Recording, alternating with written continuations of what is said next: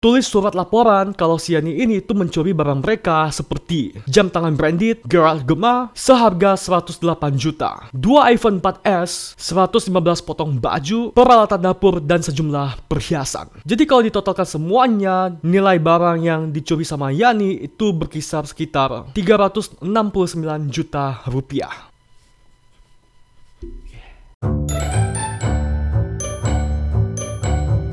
Hi, I'm Tivan. Hello, welcome back to my channel. So guys, malam ini kita akan ngebahas tentang sebuah kasus yang nggak serem sih, tapi cukup membanggakan. Ya, dimana ada seorang TKW asal Indonesia, Surabaya, itu berhasil menang di pengadilan melawan bos besar yang tentunya bukan kaleng-kaleng guys. Jadi bos ini itu adalah bos pendiri Changi Airport di Singapura. Tahu sendiri, Changi Airport itu kan bandara yang besar banget, segede gaban. Dan seperti biasa, sebelum kita mulai, please klik subscribe dan tanda lonceng sebagai support kamu ke aku, agar aku lebih semangat lagi untuk bikin video kualitas dan menghibur. Kalau sudah, kita mulai. 1, 2, 3. So guys, TKW Indonesia asal Surabaya ini itu bernama Patri Liani. Ya biar gampang, kita sebut aja dia Yani. Patri Liani itu berasal dari Surabaya, Indonesia.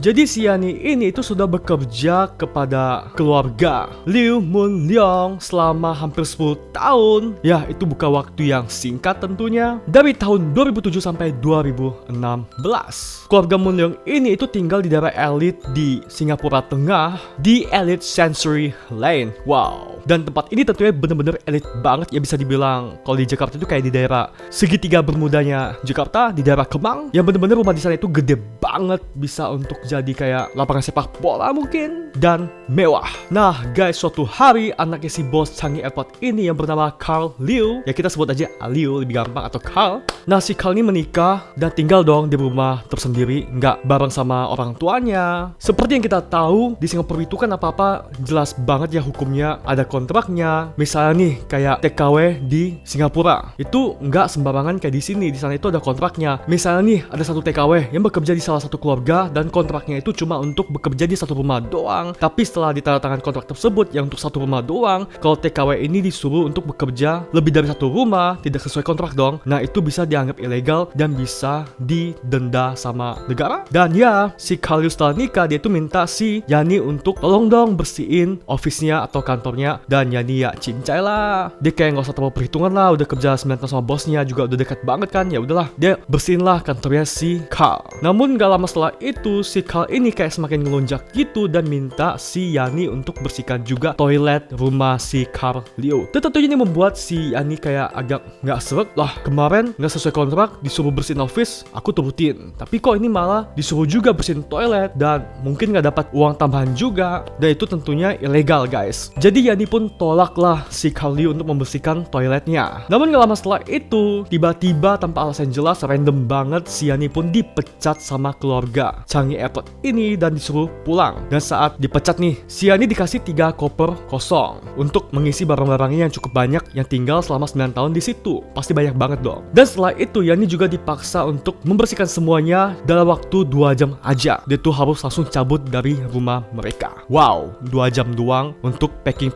barangnya si Yani yang pastinya banyak banget. Dan tentunya itu nggak cukup. Dan akhirnya si Yani cuma berhasil packing sampai 1 koper dan 1 kayak tas ransel gitu. Lalu dia cabut dari situ dan 3 koper itu dia tinggalkan. Namun istrinya si Carl Liu itu bilang, ya kamu tinggalin aja 3 koper itu. Nanti kita bakal kirim barang-barang kamu yang 3 koper ini ke Surabaya di Indonesia, tempatnya kamu. Ya singkat cerita si Yani pun pulang ke Indonesia di Surabaya. Namun setelah Yani tunggu 5 minggu lamanya, kok barang saya katanya mau diantar sama bos yang lama, mantan bosnya. Udah lama banget 5 minggu kok nggak sampai-sampai di Indonesia. Dan akhirnya si Yani pun memutuskan untuk pergi lagi ke Singapura untuk mengambil barangnya yang 3 koper tersebut. Dan kemudian pada tanggal 2 Desember 2016, Yani pun sampai di bandara Changi Airport di Singapura. Dan saat dia sampai di situ guys, dia itu malah ditangkap sama pihak berwajib yang ada di Singapura, yang ada di bandara. Dan ternyata 2 hari setelah si Yani pulang ke Indonesia pada tanggal 30 Oktober 2016, majikannya itu sempat melapor ke polisi, tulis surat laporan kalau si Yani ini tuh mencuri barang mereka seperti jam tangan branded Gerald Gema seharga 108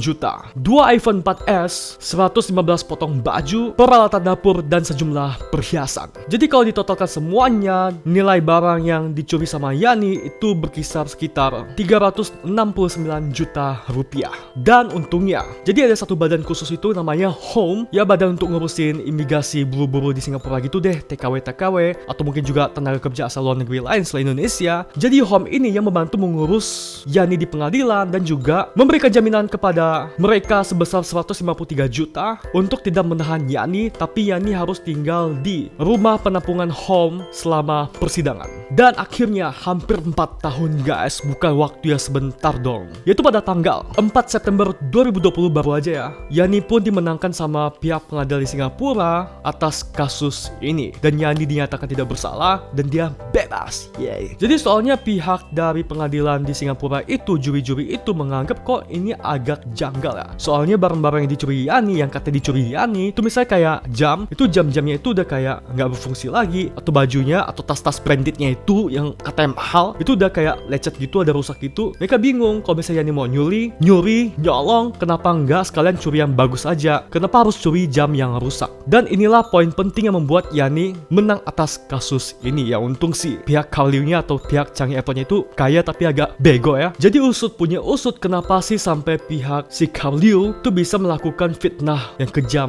keji seperti ini bak sinetron? Yaitu gara-gara pada waktu si Kaliu minta si Yani untuk bersihkan toiletnya, kan Yani menolak tuh. Lalu terus kan Yani diusirkan. Dan sebelum pergi itu Yani sempat bilang kepada si Kaliu kalau awas ya pak, ntar gua aduin sama pihak badan yang ngurusin para TKW, soalnya kan kamu ilegal jatuhnya. Kan saya kontraknya cuma satu rumah, tapi kamu maksa saya untuk kerja di luar dari satu rumah, disuruh bersihin kantornya lah, yang jatuhnya ilegal seperti aku bilang tadi guys. Dan itu tentunya bisa dikenain denda. Dan otomatis ini membuat si Kaliu agak bingung, pusing, apa yang harus dilakukan agar nggak terkena denda atas masalah ini. Dan akhirnya dia bisa banget deh kepikiran untuk ngefitnah si Yani. Dasarnya anak setan. So guys, sekian dulu video hari ini. Please klik subscribe dan tanda lonceng sebagai support kamu ke aku, dan untuk mendapatkan notifikasi video terbaru. Dan jangan lupa like dan share agar teman-teman kamu juga tahu akan berita ini. Dan sampai ketemu di video selanjutnya. Bye.